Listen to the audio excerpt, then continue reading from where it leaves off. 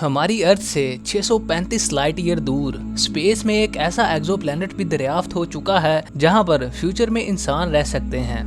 जी हाँ, आपने बिल्कुल सही सुना। जिस तरह हमारी अर्थ अपने सन के गिर्द चक्कर लगा रही है, उसी तरह ये एक्सोप्लैनेट भी अपने सन के गिर्द चक्कर लगा रहा है, जो कि बिल्कुल अर्थ के सन जैसा है। अगर इस एक्सोप्लैनेट का सन भी अर्थ के सन जैसा है तो हो सकता है कि वहाँ का एटमॉस्फेयर और वेदर भी इंसानों के रहने के काबिल हो। वो कौन सा प्लेनेट है, वहाँ का वेदर कैसा होगा और हमें उस प्लेनेट पर पहुंचने में कितने साल लग जाएंगे, ये सब कुछ आपको इस वीडियो में बताया जाएगा। तो आइए शुरू करते हैं। इस एक्सोप्लैनेट का नाम केपलर 22b है, जिसको केपलर स्पेस टेलीस्कोप ने डिस्कवर किया था। इस टेलीस्कोप का नाम एक मशहूर एस्ट्रोनॉमर जोहानस केपलर के नाम पर रखा गया था। इस टेलीस्कोप को नासा की तरफ से 2009 में लॉन्च किया गया था, जिसका मिशन अर्थ की तरह के प्लैनेट्स को ढूंढना था। अपने लॉन्च होने के 2 साल बाद इसने अर्थ के जैसा ही एक एक्सोप्लैनेट ढूंढ लिया, जहां पर इंसानों का रहना मुमकिन हो सकता है।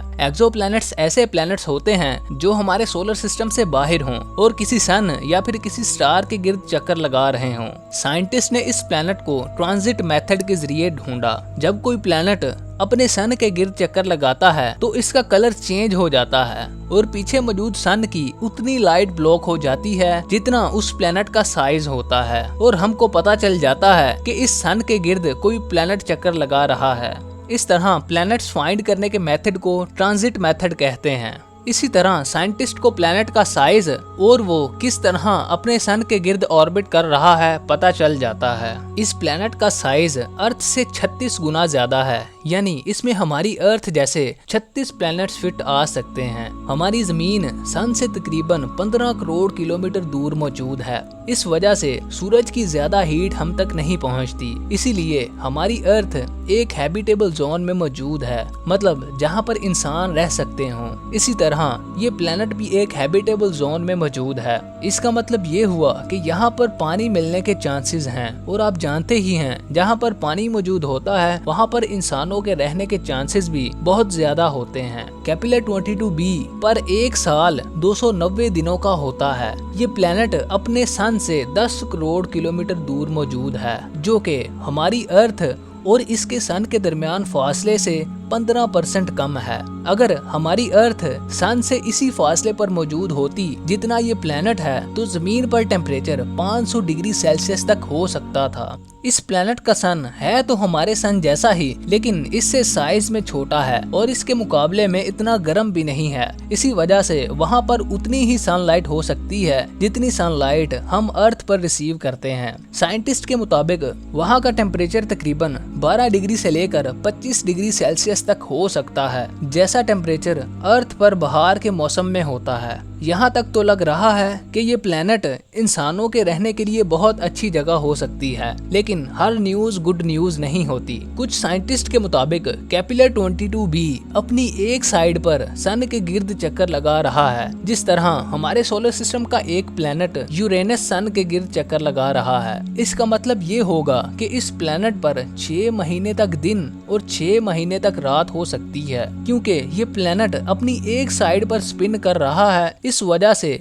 यहाँ का टेम्परेचर झुलसा देने वाली गर्मी से लेकर जमा देने वाली बर्फ तक जा सकता है, जो कि ह्यूमन लाइफ के लिए बिल्कुल भी स्टेबल टेम्परेचर नहीं है। लेकिन अगर किसी तरह साइंटिस्ट की ये थ्योरीज भी गलत साबित हो जाती हैं, यानी अगर फर्ज करें कि वहाँ पर अर्थ के जैसा ही माहौल हुआ, तो यहाँ पर एक सवाल पैदा होता है कि हम केपलर 22b तक किस तरह पहुँचेंगे। ये प्लेनेट हमसे 635 लाइट ईयर दूर मौजूद है। लाइट जो कि 3 लाख किलोमीटर पर आवर की स्पीड से ट्रेवल करती है। अगर हम लाइट की स्पीड से भी ट्रेवल करें तो फिर भी हमको इस प्लेनेट तक पहुंचने में 635 साल लग जाएंगे। लेकिन फिर भी इस सफर के लिए क्रायोस्लीप एक अच्छा सॉल्यूशन हो सकता है। क्रायोस्लीप एक ऐसा प्रोसेस है जिसमें इंसान की बॉडी को एक क्रायोस्लीप चैम्बर में डालकर सालों के लिए सुला दिया जाता है। इसकी बॉडी को मशीन्स के जरिए एसेंशियल न्यूट्रिएंट्स प्रोवाइड किए जाते हैं और बॉडी के वेस्ट को रिमूव किया जाता है।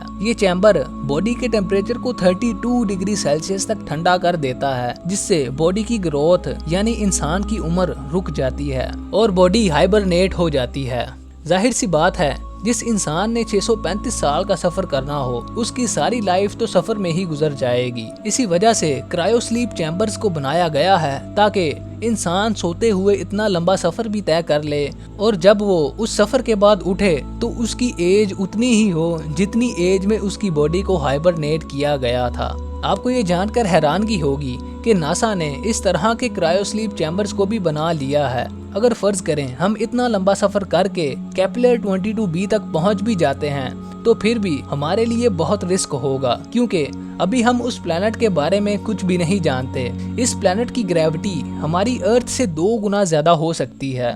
अगर ऐसा होता है तो अर्थ पर जिन पोटैटोज का वजन 10 किलोग्राम है उस प्लेनेट पर इन पोटैटोज का वजन 20 किलोग्राम होगा। इसके साथ साथ इस ग्रेविटी का हमारी बॉडी पर भी असर होगा, यानी अगर अर्थ पर आपकी बॉडी का वजन 75 किलोग्राम है तो केपलर 22b पर आपकी बॉडी का वजन 150 किलोग्राम हो जाएगा। और अगर ऐसा होता है तो हमारा उस प्लेनेट पर चलना भी मुश्किल हो जाएगा। इस ग्रेविटी का असर ना सिर्फ इंसानों पर होगा बल्कि प्लांट्स भी वहां पर सरवाइव नहीं कर पाएंगे। इतना ही नहीं, साइंटिस्ट ये तक यकीन से नहीं कह सकते कि वहां पर सॉलिड जमीन मौजूद भी है कि नहीं, या ये सिर्फ गैस का प्लेनेट है जैसा कि प्लेनेट नेपच्यून है, या फिर ये पूरा प्लेनेट पानी से ढका हुआ है। अगर आप 635 साल का सफर करके वहां पहुंच भी जाते हैं तो आपकी शिप को लैंड करने के लिए वहां कोई सॉलिड जगह ही नहीं मिलेगी। इसी वजह से फिलहाल सिर्फ अर्थ ही ह्यूमन लाइफ के लिए हैबिटेबल प्लेस है, लेकिन हो सकता है कि फ्यूचर में साइंटिस्ट को कोई ऐसा प्लेनेट मिल जाए जहां पर ह्यूमन लाइफ पॉसिबल हो।